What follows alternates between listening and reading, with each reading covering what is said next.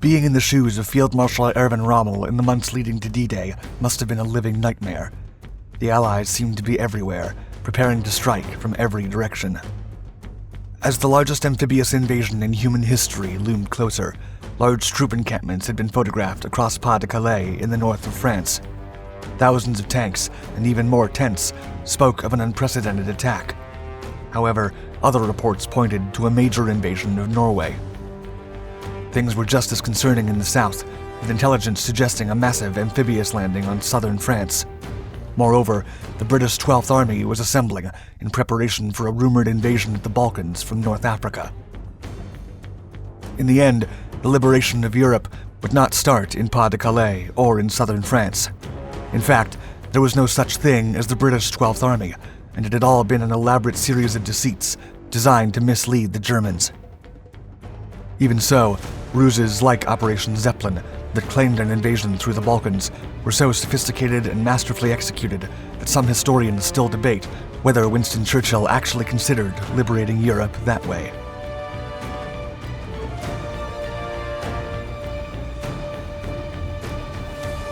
Intrigue and deception.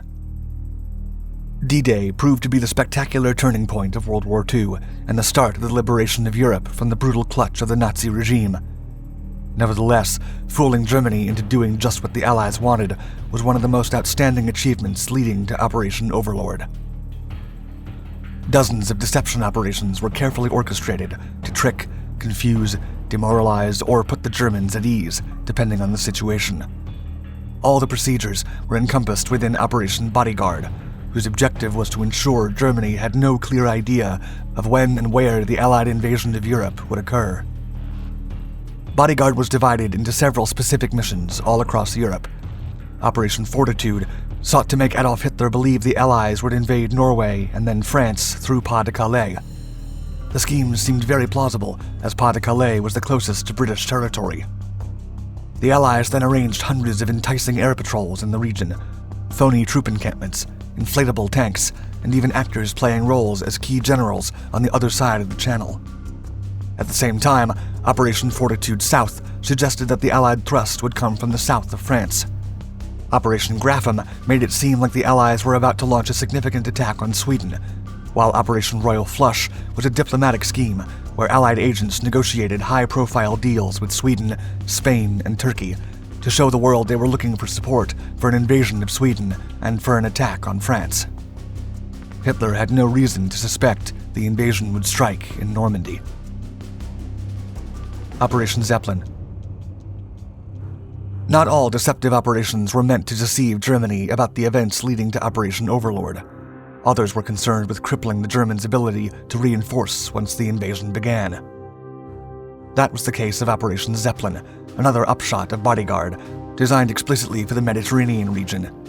The objective of Zeppelin was to mislead Germany into considering that the Allies were planning an invasion of Europe through the Balkans. Nevertheless, persuading the Germans time and time again that the Allies were about to invade the Balkans would take cunning, perseverance, and the ultimate sacrifice of hundreds of Allied servicemen. The military landings in Normandy were planned as an unprecedented undertaking, with nearly 7,000 Allied ships delivering 156,000 troops to the beaches of Normandy, men who would be supported by 12,000 aircraft, and almost 25,000 paratroopers who would be securing crucial bridges and railroad trucks in France. Even so, the efforts ran the risk of being easily repelled by a decisive and well-informed German counterattack. After all, by 1944, Hitler knew an invasion would strike any moment. In response, he bolstered the German troops stationed in the occupied country from around 100,000 men to over 50 divisions in France and the Low Countries alone. The Allies in Normandy would ultimately have to face a force of just over 50,000 Germans. From their fortified bunkers and with their guns fixed on the mine-saturated beaches of northern France, the Germans would make the Allies pay with blood for every inch of ground they wished to claim. A false order of battle. In parallel to the simultaneous operations that comprised Bodyguard, Operation Zeppelin aimed to contain as many German divisions in Italy and the Balkans as possible, drawing the enemy's attention away from southern France. First, Brigadier Dudley W. Clark, head of the A-Force deception organization in the Mediterranean, would have to convince the Germans of the imminent invasion. In fact, the Allied leaders had agreed upon a major operation against the Balkans at the Tehran Conference, setting key targets in Crete, the Peloponnesus, Albania, Yugoslavia, mainland Greece, and the coasts of Romania and Bulgaria, as well as Pola and the Istrian Peninsula at the head of the Adriatic. The maneuver would supposedly be an amphibious landing, executed by the British 12th Army from North Africa. The story, based on a false order of battle, gave plausibility to the whole undertaking by means of trickery. Thus, Clark added 24 fictional divisions to the actual forces in Italy, or about 30% greater than they were. Overall, the battle would require 39 divisions, including 18 fake ones, and without counting those in Italy, on top of 6 fictitious corps and 1 phony army.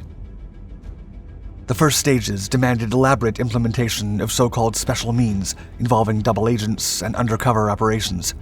Besides, there were administrative measures ranging from issuing maps, local guides, currency, and even interpreters.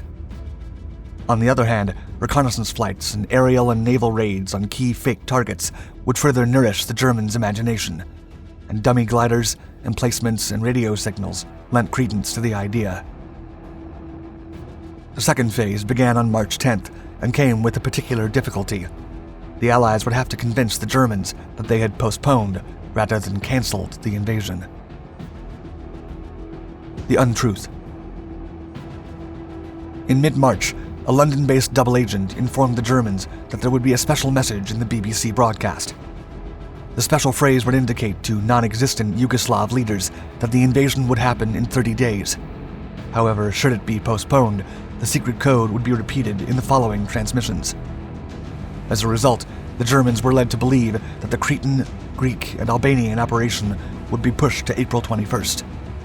By the fourth stage, the Allies had to change the storyline to suggest the planned operation for Crete and Greece had been abandoned, inspired by a real mutiny among the Greek troops.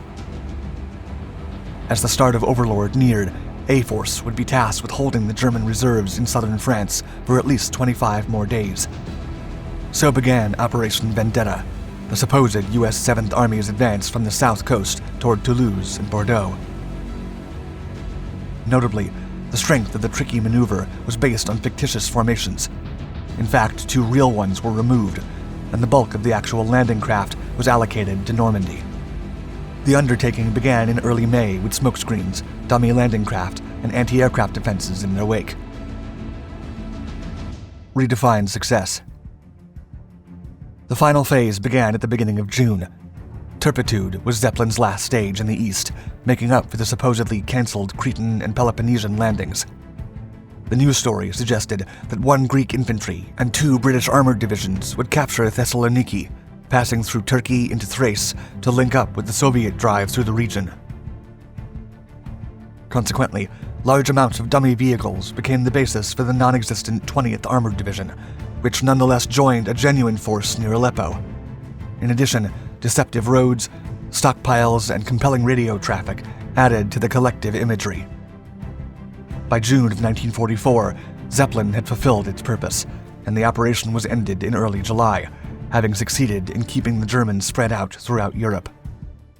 Operation Zeppelin single-handedly helped retain up to 25 German divisions locked in the southeast of France and the Balkans, while the beaches of Normandy were kept lightly guarded.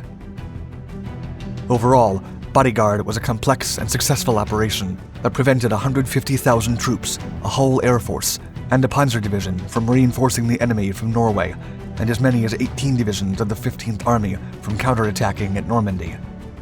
Additionally, Operation Zeppelin managed to keep Field Marshal Erwin Rommel entertained, and his Panzer Lehr Division, the 2nd SS Panzer Corps, and other infantry corps diverted elsewhere from the main landing. Had it failed, the events at Normandy would have told a different story. Thank you for watching our video. Please subscribe to Dark Docs for many more fascinating stories from modern history. And make sure to leave a thumbs up and activate the notification bell to receive updates about our newest content. Also, don't forget to check out the rest of our Dark Documentaries channels. And stay tuned.